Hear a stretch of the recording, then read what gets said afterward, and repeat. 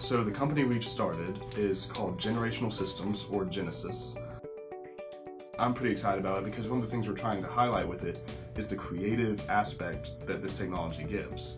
And at the moment, we are brand new, formed this year. Like I said, we're applying for this grant.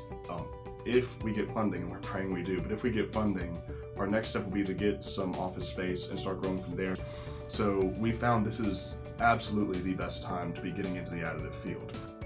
One of the key things on our technology is still what's out there is very expensive and it's very bulky. Some of these other technologies that advertise themselves as being desktop or small can take up that entire amount of space or more. Ours at the moment is about a square foot by square foot in base and about 2 to 3 feet tall, which is just to give us travel up and down basically.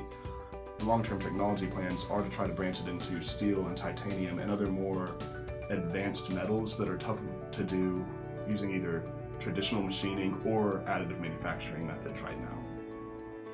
Part of the benefit and the drawback of what we're developing is it's so broad in its capabilities.